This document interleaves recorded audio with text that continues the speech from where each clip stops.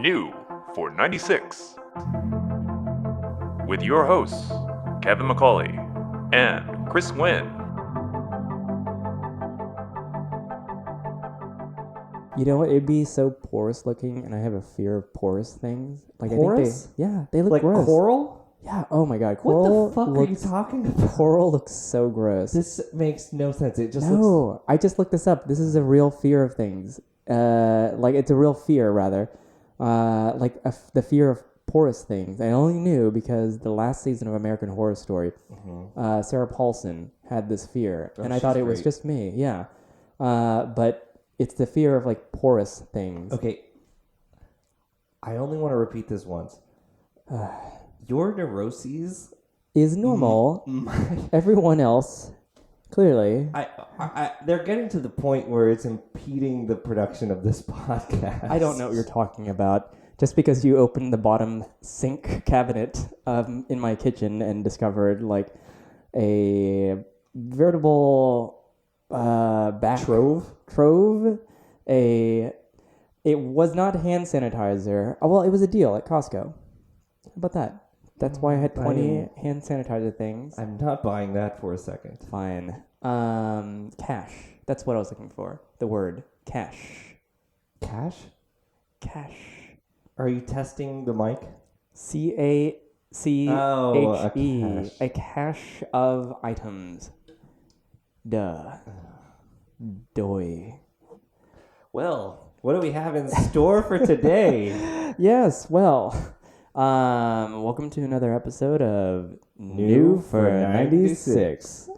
Did we spike? We're getting a lot better at that. Yeah. No more shouting. Less shouting. Not yet. Yeah. The episode is early on here. You just shouted that. I know. I just burst something. Anyways, how are you, Kevin? I'm quite fine. Okay. How are you, Christopher? I'm fine. Just fine. Well, that's terrific to Yeah. hear. Yeah, it's been a week since we were in California. Yeah. Yeah. We were there for Radwood, LA, part 2. No, is it the second one? Second LA, right? It is second LA. Second LA. But like I don't even know like how many Radwoods have there been now? Oh my god. Well, there's been 4 or 5. At least 4 or 5 this year. Yeah. I want to say this is the 5th one this year. Really quickly, there was Radwood at Hooptycon, which was at Sonoma Raceway. There was Radwood Bay Area. Yep. There was Philadelphia. There was Atlanta. Yep. Which Grid Life. I would say Hotlanta. Oh, and there was this one. So this is the 5th one this year. 7th outright. Yeah, okay. 7th outright. That's kudos to the Radwood folk for being able to put on like a pretty consistently good show. And this last one, this was out of the water. Oh my god, this was what I hoped LA would be last year. And LA last year was really fun. I mean, we talked about this a little bit because like the people made it really great. The atmosphere, everything was awesome, but the location this time was way better. Oh yeah, the cars were just next level. Yeah. And I think it doesn't get talked about enough, I don't think, but I know the organizers really value the show aspect. Yeah. Not just cars, not just a car show, but like the entertainment. Yeah. And having stuff, and they had like the skateboard tricks, and so I don't know. I'm sure you saw like we saw the skateboarder. I cannot recall his name, but he jumped over the Radwood 944. He did. We saw that, and then if you saw the pictures, like Lane got some cool shots from the other side. And that was just really cool. And Myron playing. The guitar shredding. God. It was so cool. Perfect pairing. Especially because he was like playing in front of like a set of Countachs. Yeah. That was perfect. It was awesome. And so everyone's going to talk about the cars, but I just want to get off the bat to say that like the entertainment, the show, like making it more than just a car show in a parking lot. Well, like they like hit it out of the park. And that's just it. I think that's what's appealing about it too, and that's why like non-automotive enthusiasts will attend, and I think have attended. And I know for the upcoming show in Austin, I have several friends who are not car enthusiasts who are really excited about going because they've seen our stories. And it is about the environment and pulling everything together in this one singular place. And I'll have to say, like, it is hard sometimes explaining, like, oh, I'm going to another city to attend a car show. It's 80s and 90s themed, and what that is all about. Especially, like, I don't know if knowing about Goodwood Revival is part of the context that's required, but, it's like people that don't know cars, they don't really get that. Yeah. But, yeah, like, it's beyond that. It's a different thing. You can explain it like it's 80s and 90s. Yeah. Costume dress required. And that's just it. Whether or not people know it, like, that nostalgia for that era is now, like, really strong. And if anything at all, like, this just brings it to a very tangible forefront. Whether or not they knew, like, I think that everyone is surrounded by that nostalgia. Like, fashion, 90s fashion is back now. Like, it is part of the mainstream. And so, like, music, everything, like, is being influenced again, like, by this. And so this just makes it very tangible. Just as the biggest example, like, your F-150 1993 Lightning inspired t-shirt was from Urban Outfitters, which may not be the biggest provocateur of fashion, but it's definitely a trendy place. Like, so it is very in. Radwood is in. My outfit was for Radwood was a black t-shirt, faux vintage, of an F-150. I'm sorry, F-150. It was an F-150 SVT Lightning, and I also had a denim jacket to go along with it, but Kevin was very cold at the event, so chivalrous as I normally am not, I was chivalrous. He was, so he wore that. It. Thank you. This is the first time ever that I was colder than you. No, I was freezing, but it was all for the outfit. I didn't want to cover up the shirt. Also, the jacket didn't fit you. It was like 4 sizes too large. I know, yeah, because I had also just bought that for the event. Mm-hmm. Did you return them? No, not yet. I probably will. But at any rate, so I don't know what I'm gonna wear for Austin. I do. What? We're gonna have matching, like, Dayglow yellow new for 96 shirts. Oh, that's right. We're actually gonna have NF96 apparel. Yeah. First merch to be produced. Yeah. In exactly a run of 2. Yeah, in exactly a run of 2. No, I'm excited. I'm gonna get on it soon so that we can have it. Mm-hmm, mm-hmm. No, that'll be fun. Get me a medium, you a boy's tiny. Yep. I prefer obese infant, which will fit me perfectly. Okay, I've got a good tailor. He can really take size it down a little bit. Exactly. Yeah. Anyways, the event was really cool. This is also, like, by the time this episode gets released, there'll be more than ample coverage and stories to have come out. But but you're hearing it from us too. Regular guys here. Yeah. Couple of Joes. But it's fun because we traveled to another city and we were with a lot of friends, car friends, and then some. And we're gonna pretend that we didn't just take a pizza break because the pizza came as we were recording. Anyways, so I see they won't ever know. No, we fooled them. Yes. Okay. So, Kevin, you said you had some thoughts on Radwood, LA. Yes, I said that before we started more than 10 minutes ago. Yeah. And so I thought it would be, at first I thought it would be fun to have, like, our own awards. Not really our own awards. Don't worry, I don't have my own awards. But I was listening to DWA on my way over here, and they talked about Radwood. Yep. And they were saying that a lot of people were contacting them, like, disappointed they didn't win, or they put too much work into it, they didn't win, and they're like, it's not about winning. Are you serious?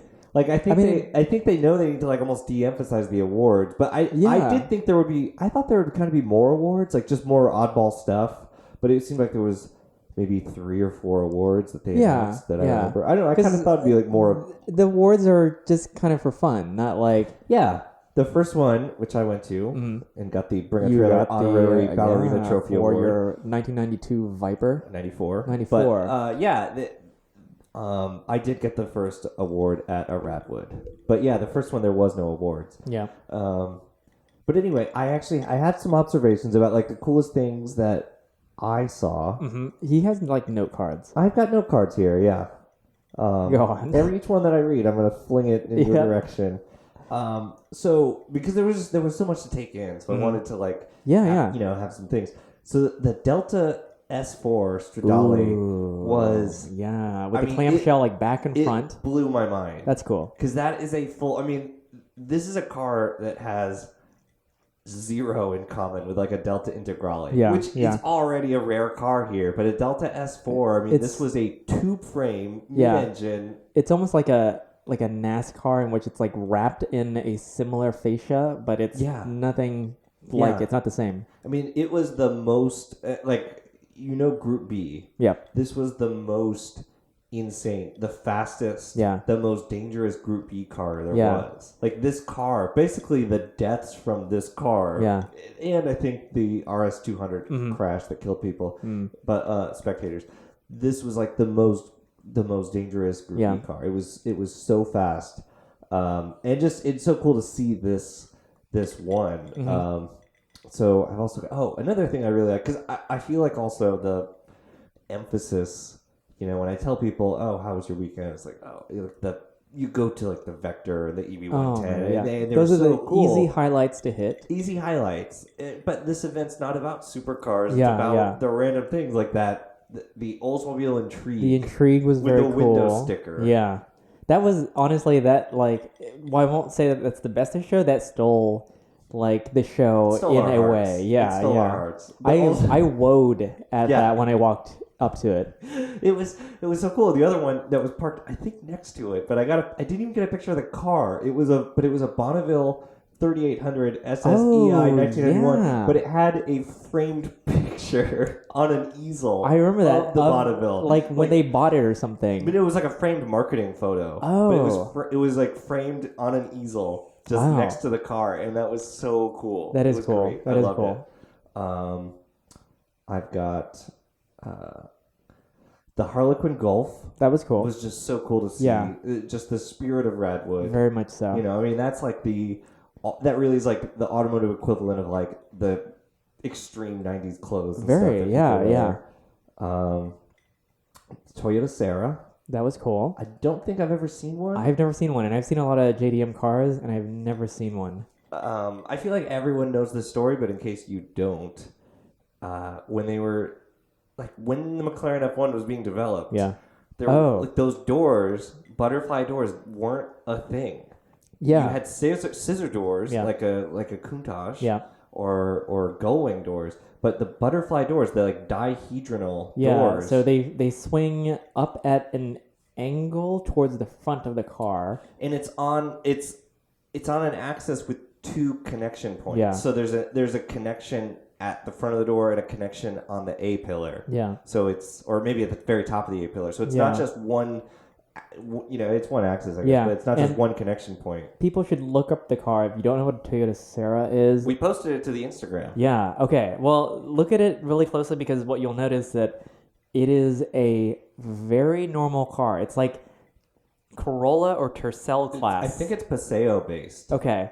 And so it's not meant to be like a fancy car. It is literally just an everyday, every person car. It just happens to have like these butterfly doors. It's so cool. But on the McLaren F1, like Gordon Murray saw that car or saw a photo and was like, "That's the doors we need." Yeah, it truly that's went cool. Straight from the Serra to the McLaren F1, That's and then to everything else, like the Enzo and all these other any cars that got fancy doors now, besides Lamborghini, and uses some variation of butterfly doors. That is a cool car. I love all the little details too. I mean, it's a very Japanese car, including like the little subwoofer thing in the back. Oh, are you referring to casual mode, indirect sound precision? It is like, in the 90s when like people or like companies would have a sticker, like it's a Sony type thing, but like this was on the subwoofer, and none of it made sense. Like that branding, that little thing that you just said, like I bet you it was just Japanese, like the Japanese designers saying like, these words sound cool. But see, I have a different thought. Go on. I think kind of like today, like manufacturers kind of differentiate based on like the infotainment and like the screen and the the system, like the nav, like Yep. that's kind of a marketing tool. Like people buy it for that. I think in the 90s, weird acoustic solutions or weird claims of acoustic superiority I was agree. a really big like deal. the RX-7 with its Bose, the Bose like, acoustic tunneling. wave, Yeah. which took up 40% of an already very small trunk area, Yeah. patch area. Yeah. But, I agree, except that, like, what is casual mode? Like, it if it was like a button that said casual mode, that'd be cool, but this was imprinted, like, on, like, the speaker grill. It said, like, casual mode. But I assumed it was like their Bose acoustic wave thing. I think it was. Maybe. That's what I interpreted. It was some kind of My enjoyable Celsior, relaxation audio.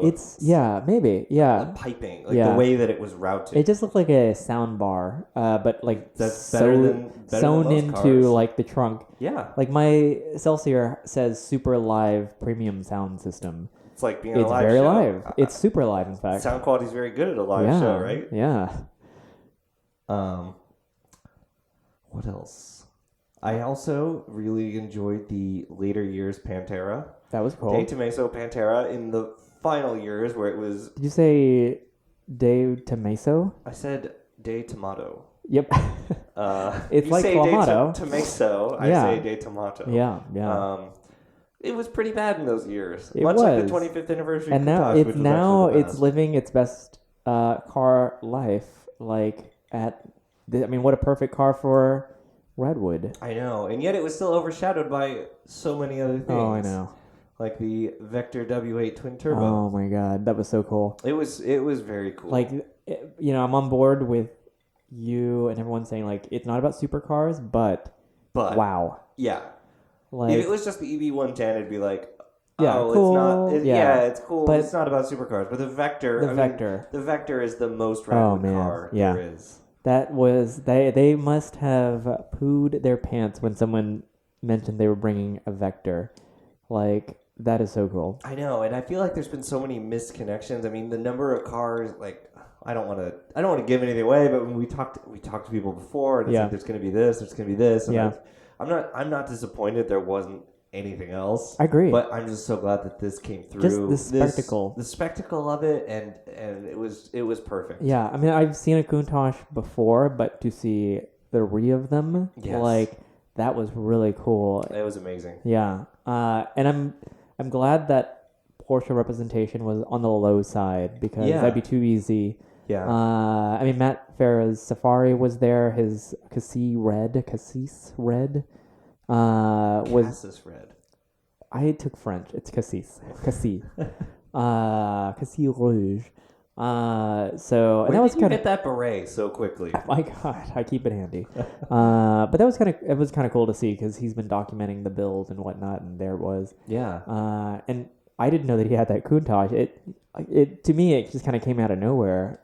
Yeah. So I don't follow Matt on social media. I do now, but I didn't know. But yeah, he's been pretty much documenting, which is extremely cool that he has a Countach and that he's brings it to things, and is open about it and talks about it and talks about the stuff he's dealing with it. Like I think that's really, really cool. And that's the cool part too, just kind of like the little like nerdy nuances about like a car that no one really knows or like the general public would not care about. Right. Because when that guy came in at the end of the show and he was backing in. The mysterious long-haired man who just had a Countach and shows up at Radwood 6 hours after it started. Yeah, and he of course like comes in good Countach fashion and that like he starts backing it up.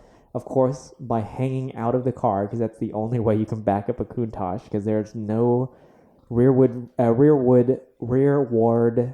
visibility. And I noticed that they were exchanging kind of like, oh, yeah, I just had this thing done to it. Oh, yeah, you noticed that thing? And I was like, oh, that's cool. Kindred spirits. Yeah. Have you ever faced as much pressure as mysterious long-haired man did?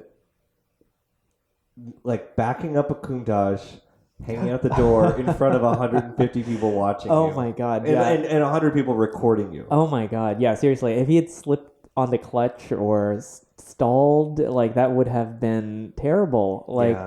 But it was very cool. He handled it very well. I have no idea how you drive a car backwards. Like, how do you balance a clutch while half hanging out of a car? But cool. that you're able to do I that. think it's a testament to how poor the seats probably are. That the sill is like pretty much similar to the seat. I'm very certain that the pedals. I've never actually sat in one, but like I'm sure the pedals are way off to one side, such that you could actually do that. Oh yeah. Yeah.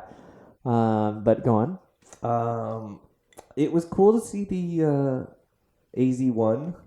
Yeah. Yeah. I've only seen one driving. I hadn't seen one up close. Yeah. It's a lot of fun. It was the only Kai car there, I think. Yeah. Key car.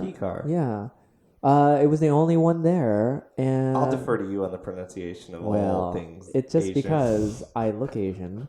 Thanks. Yeah, I'd sat in a couple before in Seattle at this dealership, and they are exactly as you think they might be, surprisingly small. Like, they are so small. And I saw a Mazda Speed one at this dealership, which, like, is one added layer of kind of cool because I'd never seen an AZ1, or I had never sat in one, or seen one in person until then, and then there was a Mazda Speed one. Yeah. But, and it's cool because it has, like, Miata, like, you can see some, like, shared family bits in there, Miata, like, door handles, etc. Oh, that's cool. Anyways, yeah, so that was cool.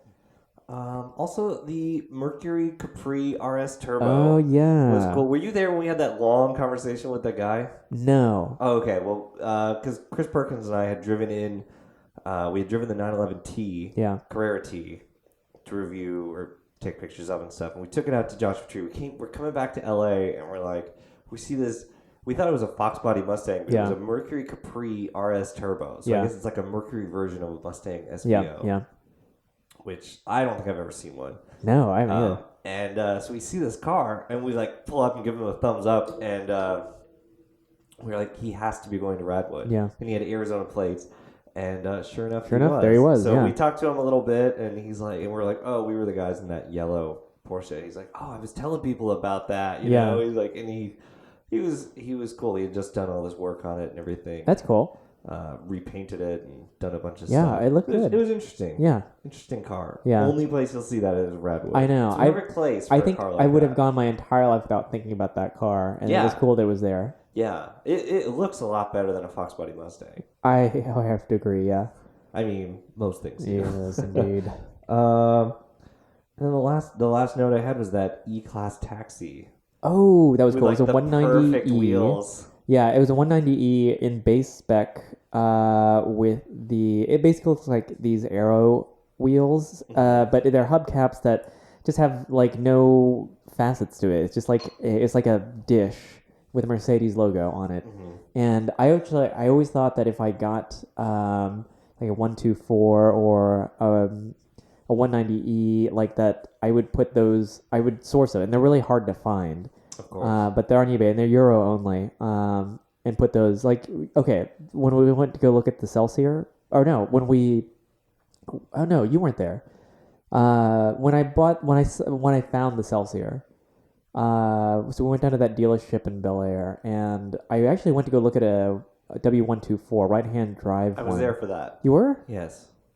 Oh, okay, no, yeah. David had gone with me the next day for the to delivery. pick it, to actually, to buy it, and then, anyways, so that car I had planned on like kind of norm coring it basically, but it turned out to be like this rust bucket, unfortunately. Yeah.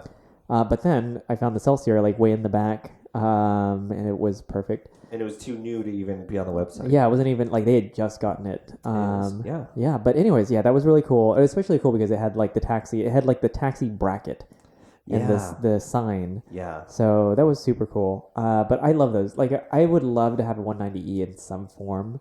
A stick would be cool, even though I'm sure like a stick form would be horrible to drive because it only comes in either the diesel or the very base spec, and they're horribly slow. It's kind of like if you've ever heard if you get a W123 diesel, but not a turbo diesel, that it is in fact almost too dangerous to attempt to take on a modern freeway because it accelerates so slowly. I believe it's 0 to 60 in more than 20 seconds. What? Yeah, because it is so slow without the turbo. And I guess a stick would make it faster. I'm not quite sure. But anyways, there's something about those. I'm not a huge Mercedes person, but like those old Mercedes, There is something kind of cool about them. Absolutely. I've rented 2 of them on Turo, Yeah. old ones, and I just fallen in love with them. Yeah. They're just, the word timeless is really overused. Yeah. But it really does feel more timeless Oh, for sure. than anything. Because it's like a luxurious Mercedes. Like, I drove that 1979 S-Class. Yeah. And it was, and you had no doubts this was the greatest car in the world in 1979. So it feels 10 years newer. It doesn't feel premium. It feels just classy. If that could be a descriptor. And like that's about that. Like I would have like if I had my 100 car stable, I would definitely have many Mercedeses in there. I'd love like a 500 or 560 SEC. I think that's a beautiful pillarless coupe. I'd have the 123 version too. The like 280 CE or CD, depending on whether it's diesel, and like various other. A 500E of course. Anyways, yeah. So that was cool. I don't think there was a 500E there. I don't know that I've seen one. Maybe there was one at the last Radwood, LA. Yeah, I think there was one at last Radwood, LA. Yeah, I do love those. Those are so cool. And for as rare as they are, I feel like I see them all the time. Do you? Kind of. I've seen at least a couple in Montrose, and a friend of mine used to have one. Oh, that's cool. Yeah. And he has an R107 right now, like a perfect, like creamy, like it's a cream yellow one. It's funny because they're dirt cheap. I think they're. Yeah. I think they're appreciating now. But it's like this is a car that drives better than any Pagoda you could ever have. I know, but I'd probably still rather have a Pagoda. Yeah, I know. Do you remember when we were driving and we could hear the gas sloshing in the gas tank, which was immediately carpeted in a box immediately behind the the front seats? I've got bad news for you about your Corona. Yes, well, I can't hear it. Okay. So, but yes, you've got that firewall that you can stick a broom through. Yeah. Protecting you. Yep. Yeah. I think we talked about this in the last podcast, but like when I changed out the bulbs, the gauges were so stuck We covered this. We did, yeah, and I had to take a broom to push it. All I had to do was lift a little carpet and then push the broom from the trunk to the cabin to push the dial out or the gauge out. Anyways, I didn't have a prepared list like Kevin did. I have no note cards in front of me. Well, do you have any thoughts you want to add? But, yeah, there were several cars that stood out to me. You hated this because you complained every time I said, like, oh my God, there's another 850R. But Volvo, there were at least 3 Volvo 850R wagons. Not just the sedan, but the wagon. And that blew my mind because, I've seen, you see them. They're not, that rare, but I've never seen that many in one place. And while even rarer would be a 850 T5R, the 850R. That would capture my attention. If it was the yellow one with the gun. You wouldn't even know. I know if it was the yellow with the gunmetal wheels. Yeah. I'd be all about It'd be amazing. But there wasn't. They were all white, I think. Maybe there was one black one or something. Yeah. But I thought that was really cool. I thought the tour show was super cool. Oh, yeah. That was parked in an all-white line of cars. Yeah. So that show was cool. It was the only show, too, I think. Best show in show. Yeah. What else was there that stood out to me? Man, there was a bunch of stuff. The charades were there. I'm going to say that the British way, the charades. The Daihatsu charade. I remember them from last year, actually. Oh, yeah. Or I remember the one low mile one, the 50,000 mile one that someone had kept pristine. Yeah. So that was cool. It was just cool to see, that is part of the culture, and that is part of, the fascination, too. Those cars were there. It was good to see our friend Ben Jarmin. Surprised. I turned around and there he was. Yeah, and he had the Elante. He had an Elante. He was with an Elante and a Grand National. Grand National. Yeah, which was GNX. Awesome. Yeah, he was in. I think either Haggerty or Barrett Jackson produced a video that I saw in a sponsored post or something, or maybe a post on Instagram. Yeah. But, and he was in it. Wow, oh, that's cool. And supremely nice guy. Supremely and he has nice access guy. to extremely Radwoodable cars. Yes. I guess you could just say rad cars. Rad cars. That might be a shorter way to go. Yeah. But yeah, an Elante. An Elante.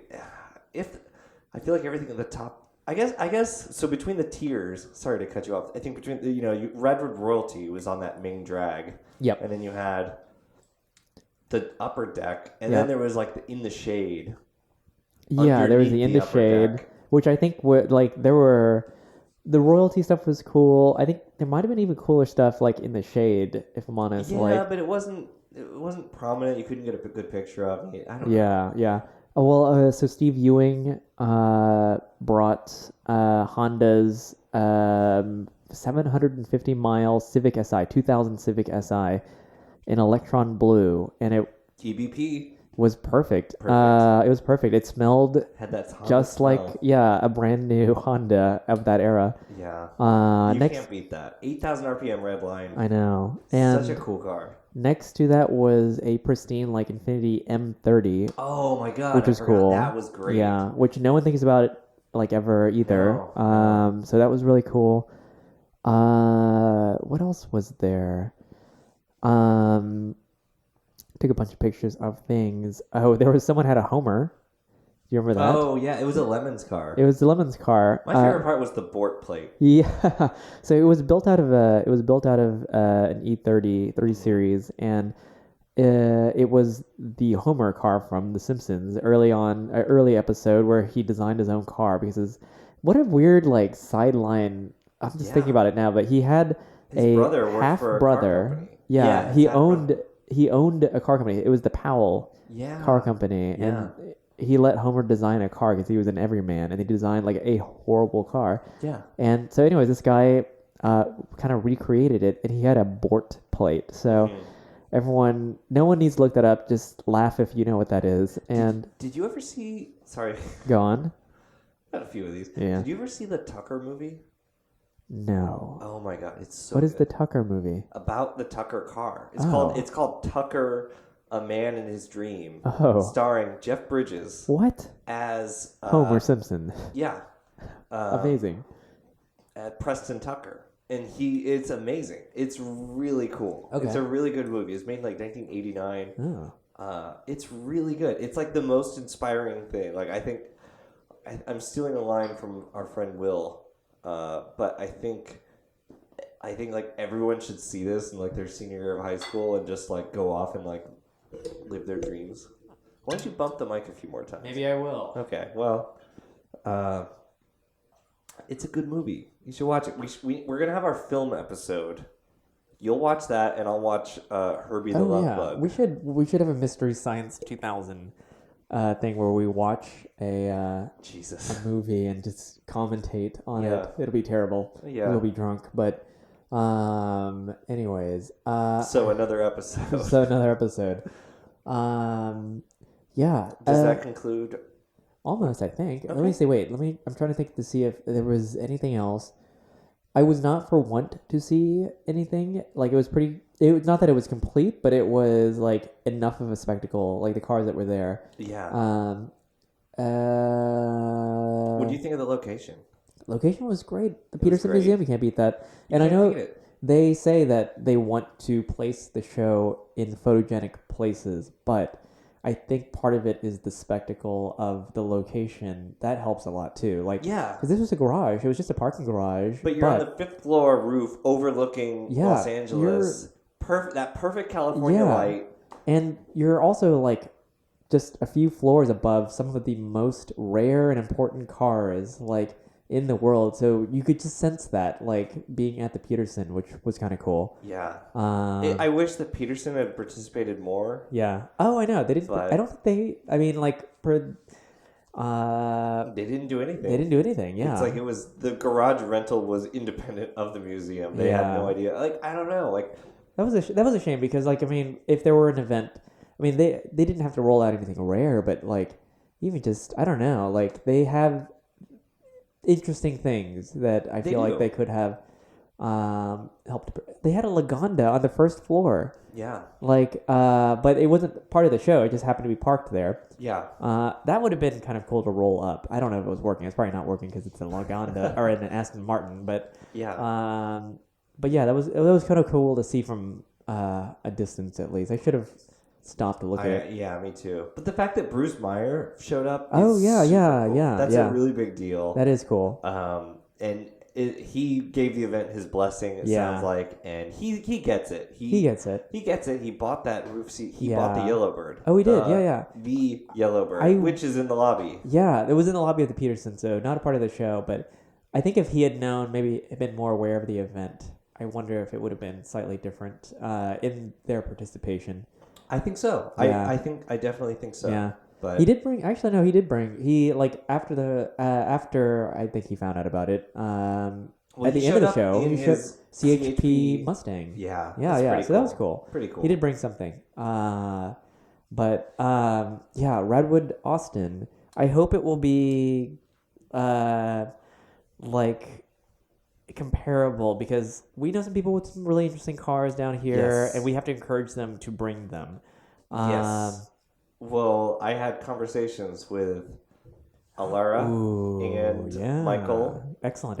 And they are very stoked for Radwood. Oh, yeah, and he has access to some very interesting cars. Yes. We won't ruin it, because I'm sure they would love... Like, if we can get these cars to come, like, that would be amazing. Mm-hmm. And I will say that at a Radwood, an XJ220 has not yet appeared, and this is my goal. I have no idea how. I mean... You might have. I think a closer connection. I already talked to the shop about it. We have to somehow convince this guy to bring his car, which he drives this XJ220 around, and he lives in Houston.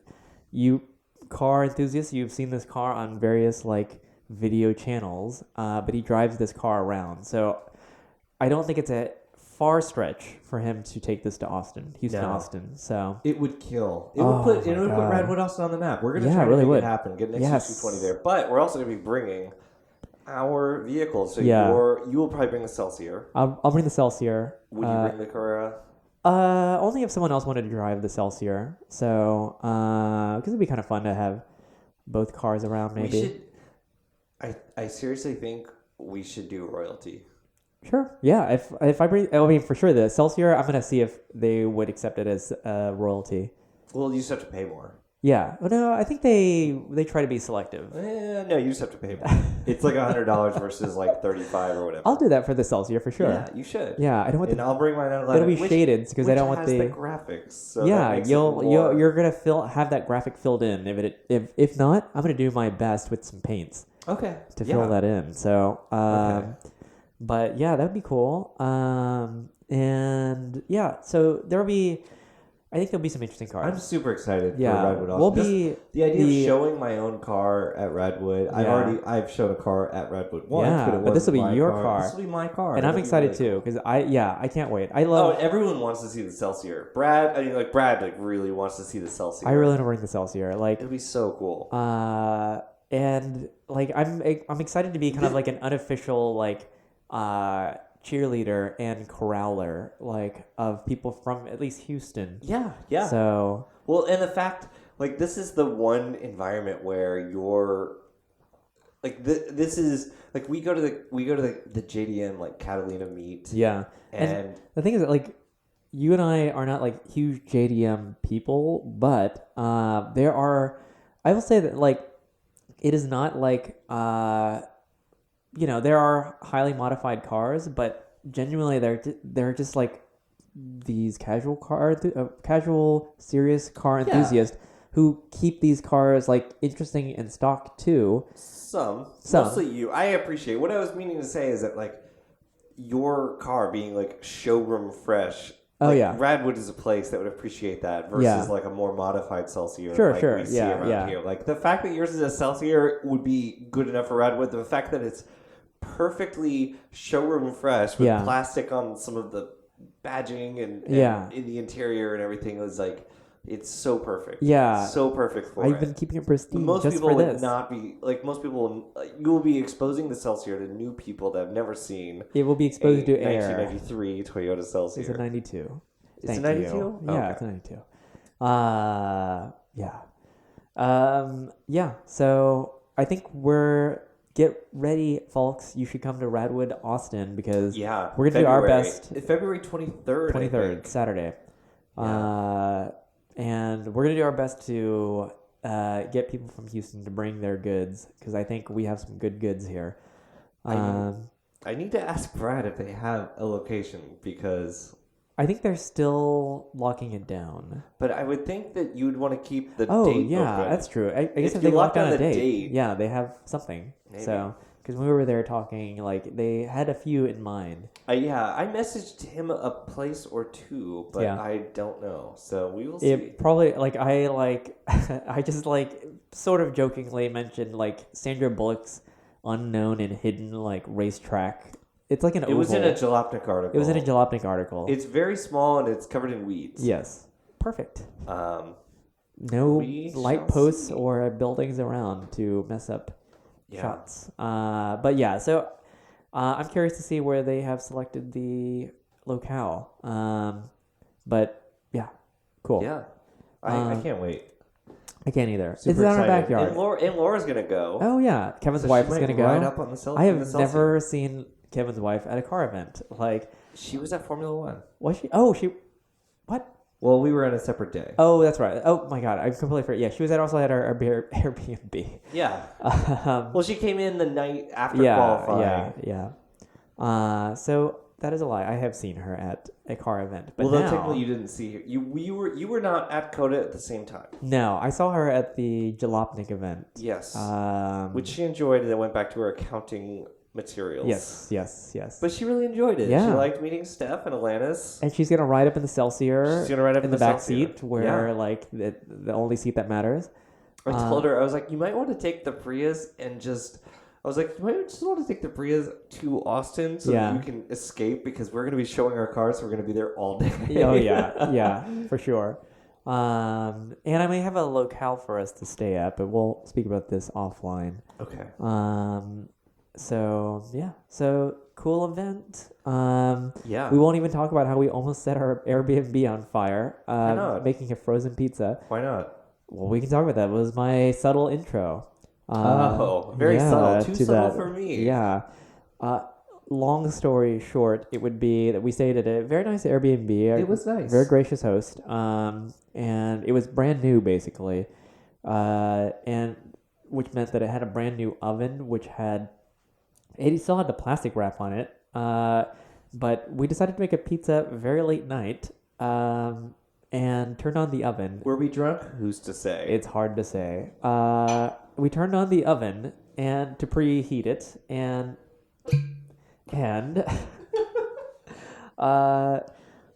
soon after, smoke was billowing from the oven, and I had checked the oven to see if there was anything in there that should be removed, but I did not check the broiler where the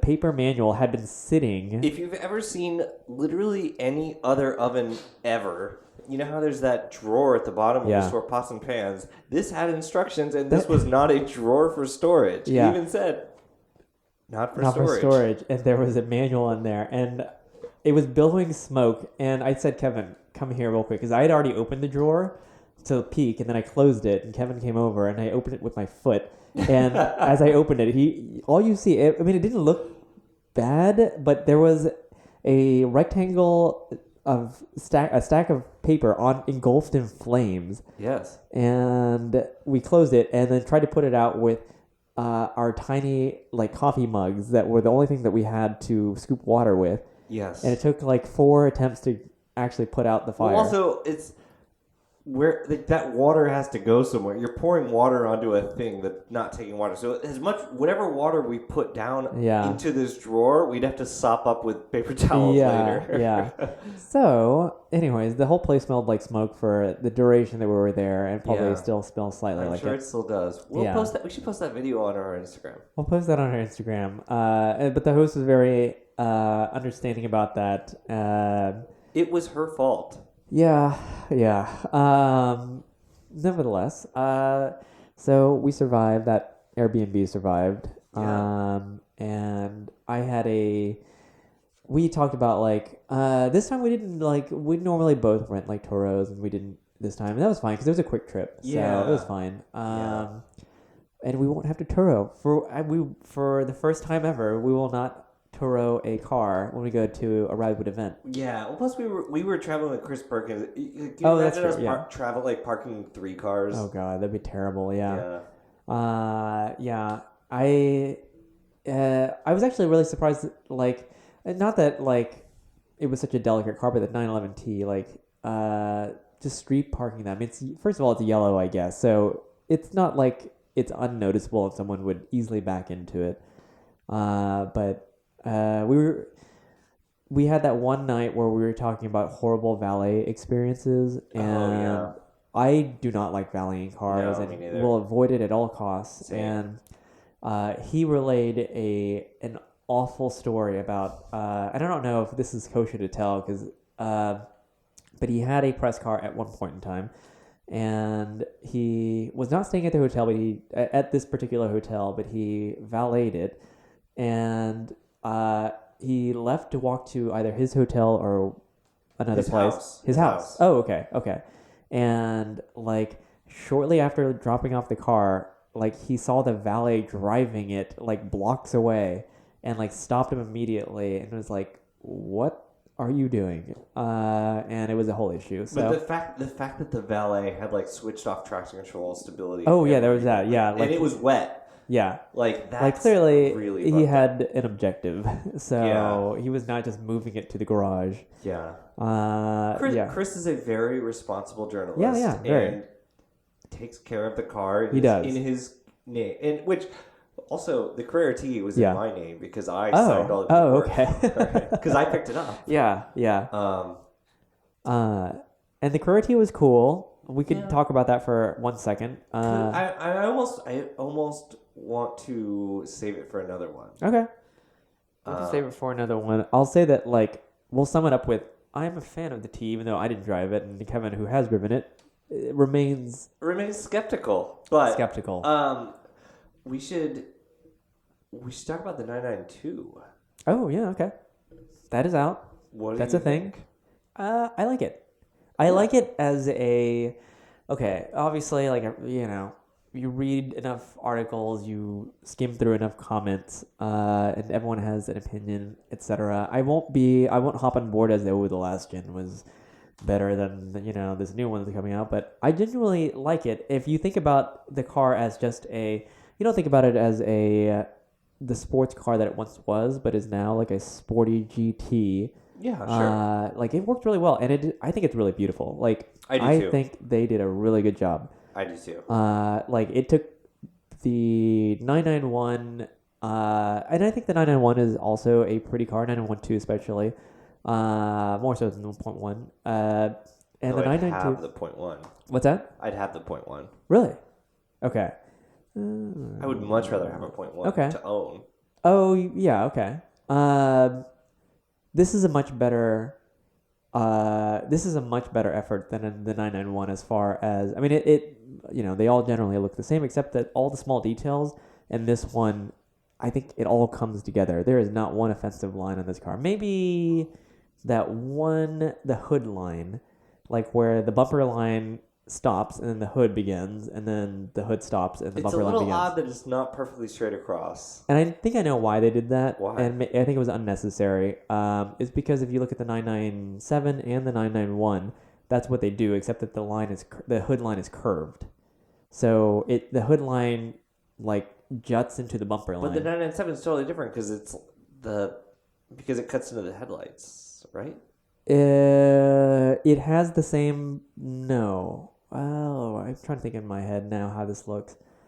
I'm not sure, but I think it was a nod, basically, to sum it up. I think it's a nod to something that existed in the past, but it seems unnecessary because I think a straight line would have been better.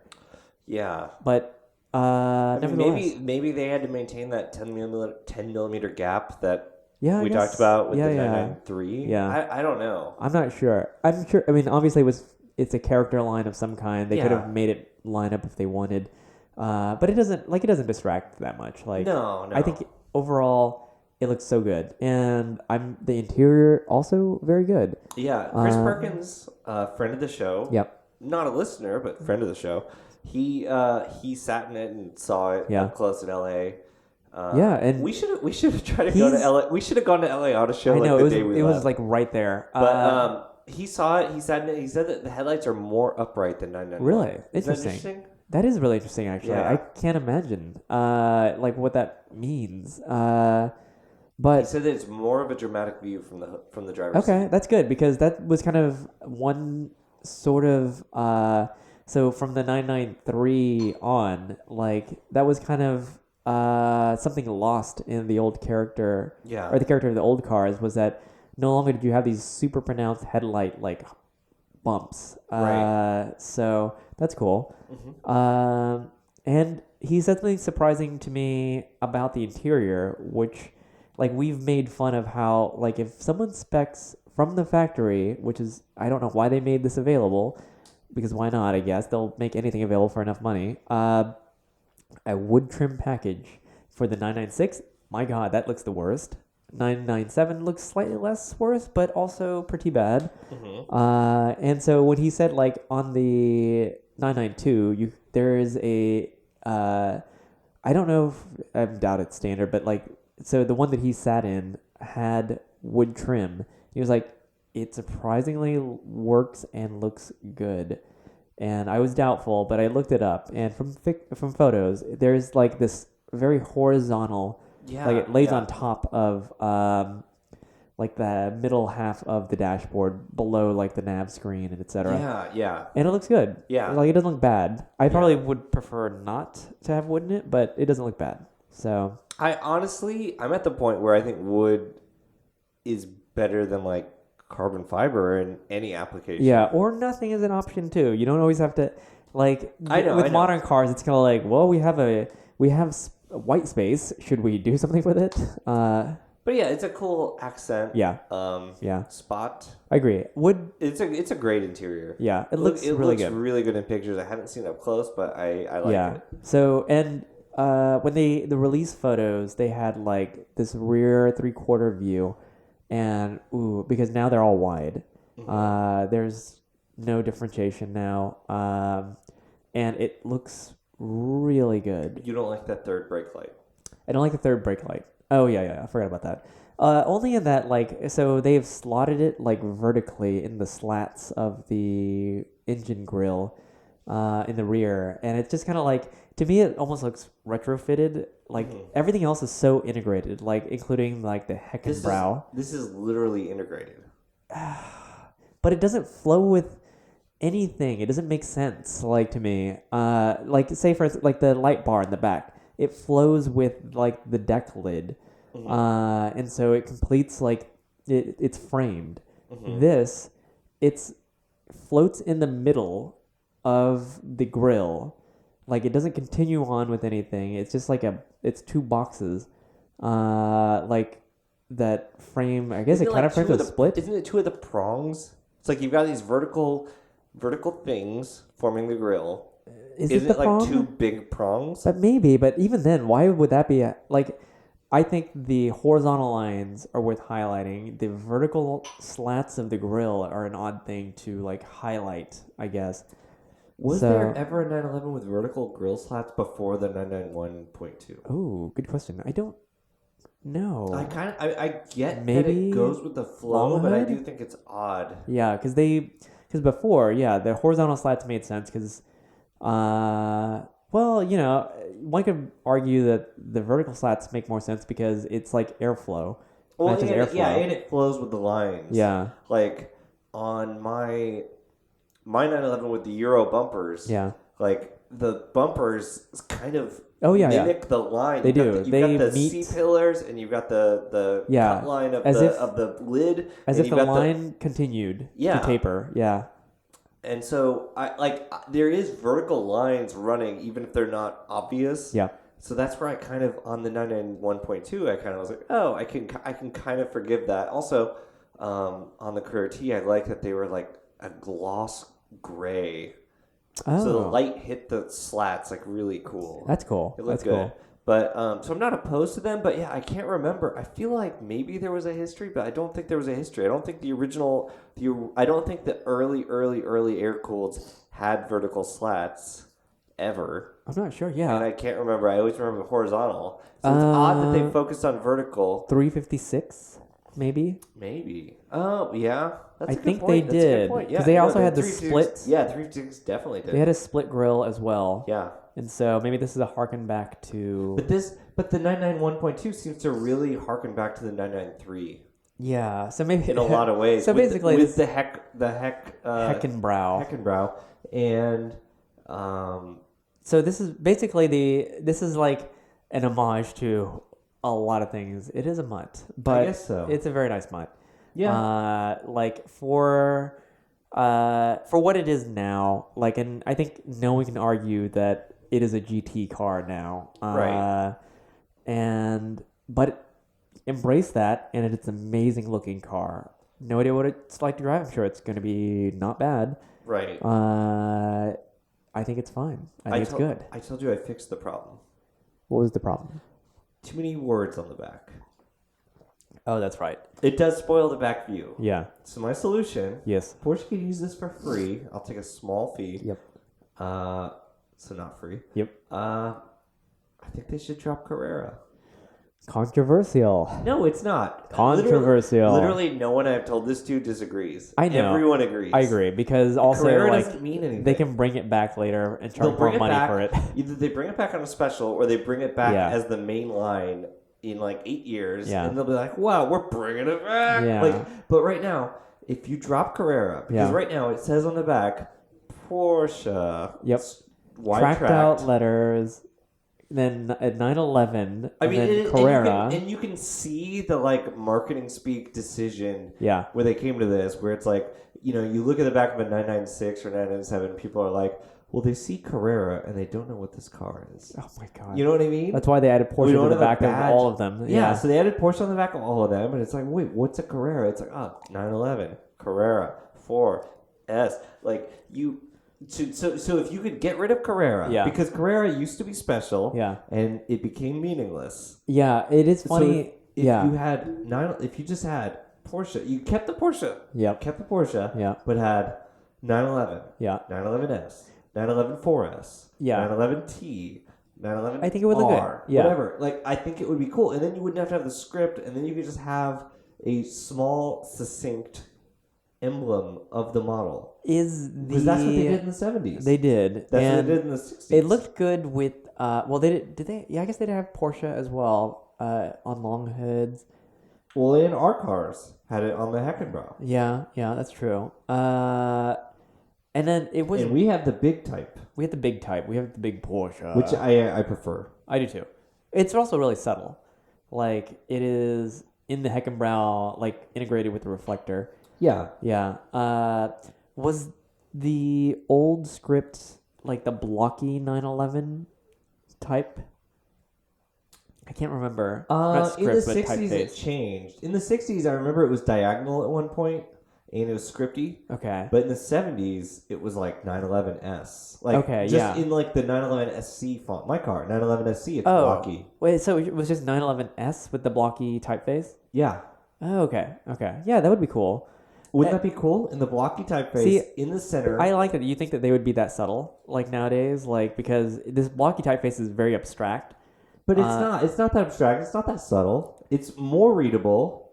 It might be more readable, maybe. I don't know. I think from the distance, like, if I didn't know what your car was, I don't know that I would know that it said 911SC. Because it's so, like, it's so blocky and flat. Right. Like, that's why I think it's abstract. But I like it. I think it looks good. It's very of period. But nowadays, what does 911 look like from a typeface standpoint? Because I can't think it off the top of my head. What a modern, like, because you can get it from the factory, right? Like, well, 991. I don't know. I don't know either. But they didn't include it unless you picked that option. Yeah, because it always drove me nuts when people with 997s replaced Carrera with like 911, or also have like 911 in addition to Carrera on the back, because it wasn't a factory option. They like added it, but it was like the 911. It was in the Porsche script, and it looked very bad. Yeah. Well, Yeah. if you saw on the 992, Yeah. it says 911 in block letters. Yeah. Literally attached to Carrera script, which is a new Carrera script, which is pointier, and I don't like it. Yeah. And then it says like S. Yeah. Because they're launching It's a lot. only with the 4S and the S. Because I like that. Yeah. It's all. I like the funniness of how like it's all different. Like it's like Yeah. 3 or 4 different type treatments. So I think they should ditch Carrera. I think agree. I think it just makes a sense. good argument. I understand the need. They want to communicate. People don't know what a Carrera is. They It's don't. like- They it's like know that when- it's part of the name. I think like the general non-enthusiast. They know they that don't it's know part that of the name, but it's like the most ineffectual part of the name. Yeah. I agree. When me and Chris Perkins were in, we were heading to Joshua Tree. We're Yeah. filling up for some gas. Yeah. And this guy walked up, as they do, Yes. and he's like, which first of all, I predicted rightly Yeah. that our yellow 911 Carrera T Yeah. would get more attention than the 918 And it because did. the 'Cause the 918 yellow. was silver Yeah. and this is yellow. But this guy walks up, he's like, whoa, he's like, first of all, he asked like how fast we had gone, but he's like, which not how That's fast the will it worst go, question, how yeah. fast have you gone? Yeah. But he's like, yeah, they don't change those Carreras that much or something like that. Yeah. Like he referred to it as a Carrera, Yeah. which I always refer back to. My favorite thing was when on the original SLK, Yeah. people in my family, people I knew, people I talked to would refer to the SLK as the compressor. Oh yeah. Because it said compressor on the side. Even like integrated into pop culture, like Yeah. in rap songs, it's referred to as the compressor. Is it? Yeah, and this would be during the the 55 years and not the 63 years, where it was like it was compressor on the side of like Yeah. AMGs, and so people would refer to it as compressor instead of No way. which I honestly at that time I was like, are they talking about this like the C230 compressor? Yeah, the SLK 230? Yeah. I don't know. But Yeah. anyway, this guy asked about our Carrera. Yeah. He referred to it as a Carrera, which I thought was odd. And Chris Perkins noted it later when I gave him my revelation about renaming the 911. But Yeah. I do think 911, if you had Porsche 911 S, block letter 911S, Yeah. would be more powerful than this 911 block letter script Carrera Yeah. script Well, S. you know what they're doing because they've in the last several years recognized how valuable dollar signs their history is.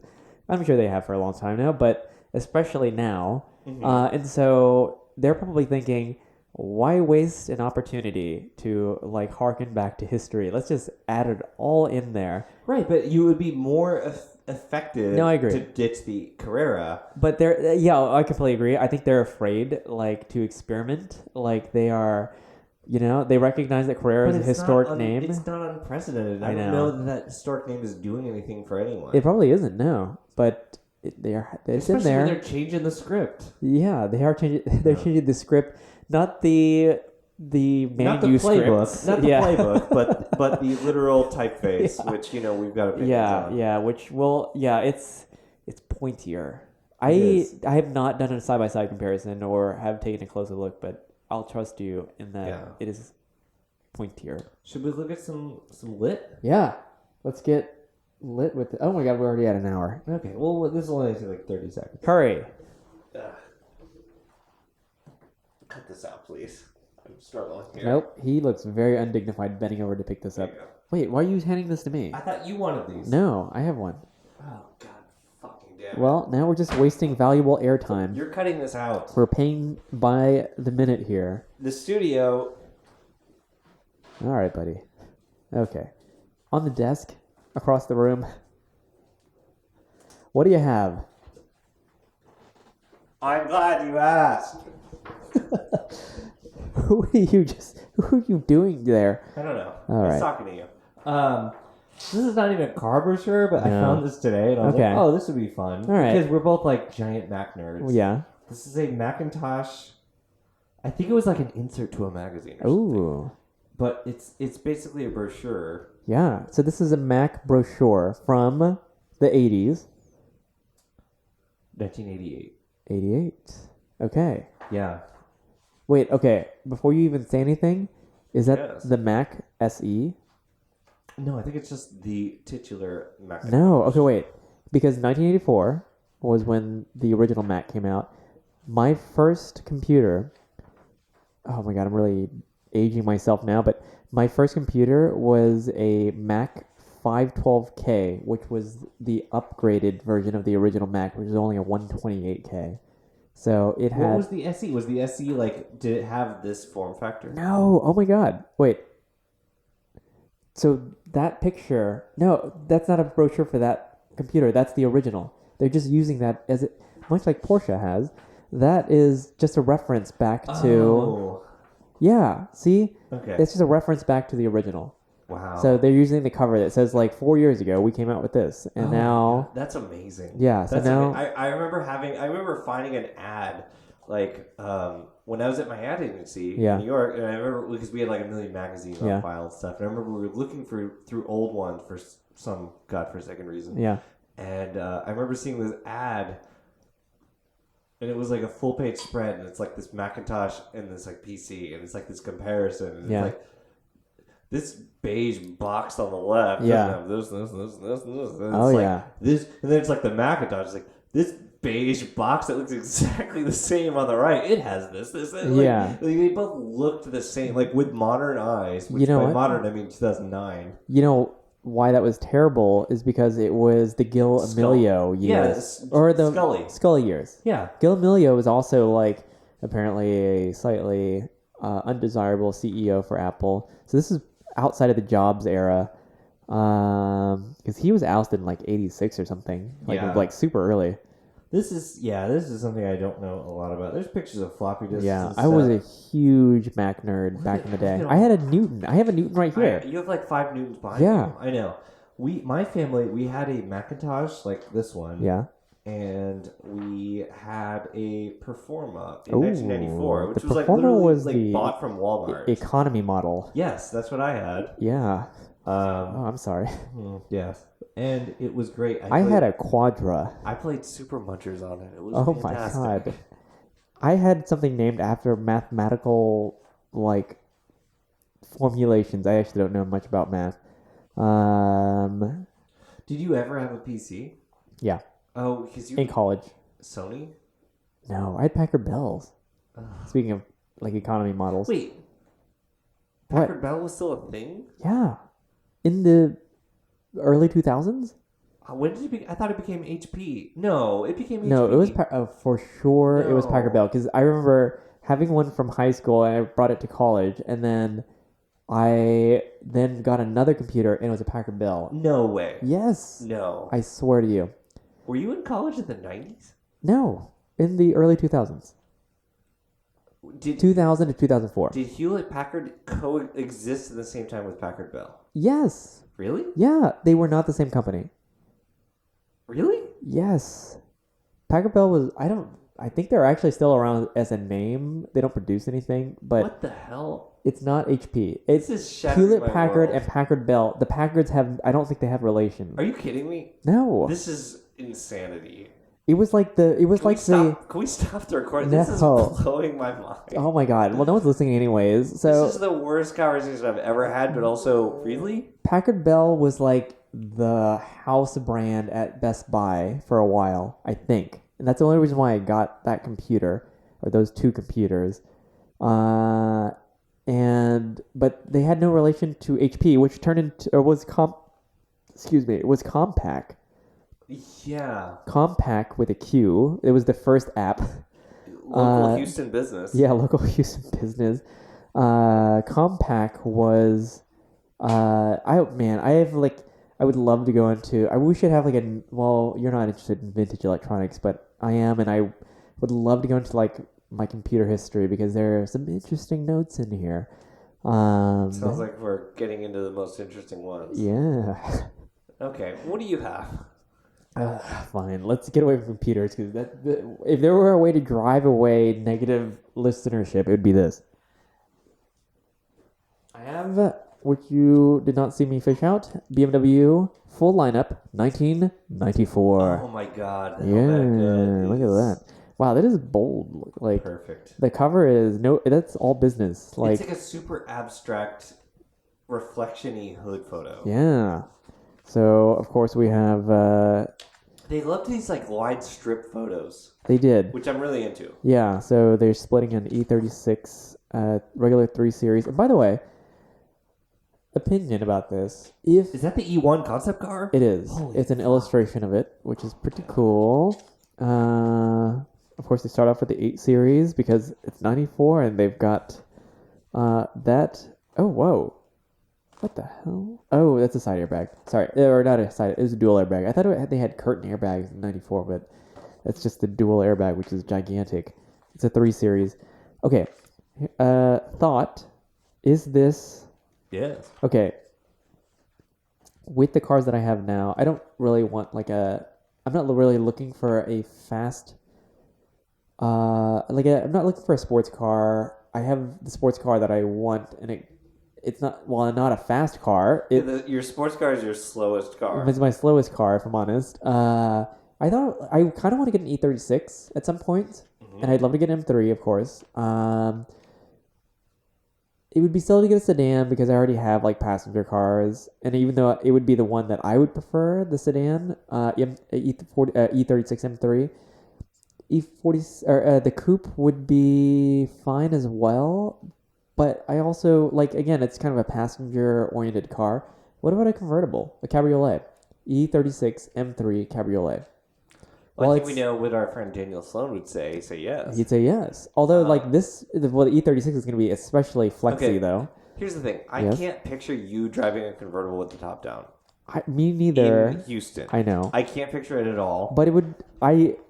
From a vanity perspective, it would be horrible. But also, I would kind of enjoy it on a nice, cool night or whatever. I can't picture you maybe you would put the top down. I think a coupe would be great. Oh, whoa, look at this. On the 8 Series, I'm still flipping through the brochure. Mm-hmm. The 8 Series page spread, they put an automatic because they know the audience for this car.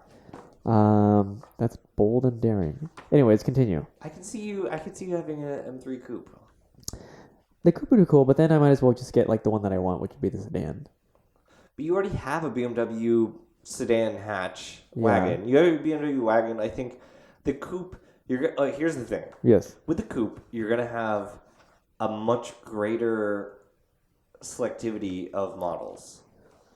Yeah. If you own. Okay, so if you already own 3 cars, and this will be a 4th car. Ugh. Yes. And you already have 2 sedans, so it's like you've got your practical cars. I'm all for a practical car. I love having a sedan when you could have a coupe, good. Yeah. Unless it's a Camry. Yeah. But when you already have practical options, it's like you're going to be only driving it for recreation. And you're not going to be carrying passengers. As much recreation, I mean, an E36 M3 is a good car, even if naysayers will say oh, it's the neutered version, but that's dumb.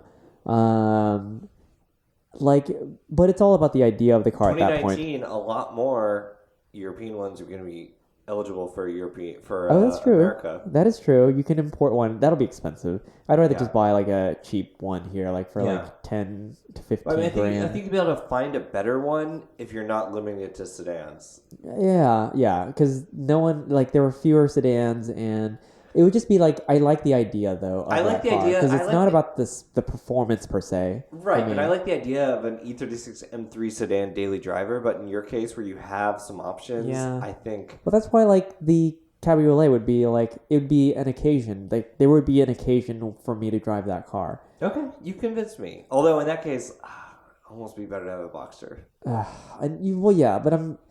I don't. If I'm going to get another Porsche. It probably wouldn't. It'd probably be a more modern 911, a 996 or something, or a 997. Yeah. And not a Boxster. A Boxster 2.5 would be cool, just because one, in theory, they're slightly more reliable, and two, just it'd be a really good slow car fast. It'd be a faster Miata in a way. Yeah. So, but I support an M3 convertible. I support this. I'm kind of into it. I mean, I think convertibles are probably a lot more high maintenance because of the convertible top. especially in an old one. Does the E36 have a glass window? Ooh, good question. I have no idea. It's very important. That's very important because I know of that era. I don't know if if they ever changed it, but I know that I have seen E36 cabriolets with like worn out plastic windows. I'm almost certain I've seen that. Plastic windows are very bad. Yeah. I also remember Saabs had that transition too from I think a plastic window to a glass window. So the Ferrari F430 Yes. had plastic rear window until like 2008. Whoa. And so they didn't make the transition until the 458. Yeah. And the reason they claimed... Wait? No. Yes. Sort of. Like center of gravity. Oh my god. Which is complete bullshit. Yeah. Oh my god. Yeah. Their car is so delicate that 0.5 pounds of material. Right. Yeah. And look at the coupe. It has glass much higher. Yeah. Or the same height. It's insane. Well, it's a giant excuse. Whatever they need to say. Yeah. I guess. I had a Boxster that was from the last possible year you could get with a plastic window. Yeah. And it was pretty annoying. Yeah. Because I remember, you would reach back. You'd have to get out and help it. Yeah. It was... trust me, I know that an older car with a convertible is more inconvenient, but like it was inconvenient enough that it did stop me from using the top. Oh, really? I will tell you this. Yeah, it was inconvenient enough because I had to get out and do it. And you couldn't reach back. I could have sworn you reached, like I'd seen you reach back to kind of like help the fold. You have to pretty much get out because you have to reach behind those headrest roll bars, and you have to basically, they call it the karate chop. You have to help it to fold in the middle evenly. So it isn't like S-fold or something. Yeah, if it folds on its own, not good. Okay. And I actually, once, I think, did just did it without help. Yeah. And my fatal flaw was that it was a cold night. Oh. So it was cold. So the top of the window was more rigid. Yeah. And I definitely introduced some cracks. Oh, no. Not cracks, but some stretches or seams or honestly, some lines. It's astonishing that like convertibles are better now, but only a few years ago they were still kind of troublesome to own. Yeah. Like, because when we were sitting in that at the Toro Boxster that we had this last time, like you were astonished that you didn't have to unlatch the roof before folding it back. Yeah, well, and my Boxster was radical because it only had one latch. Yeah.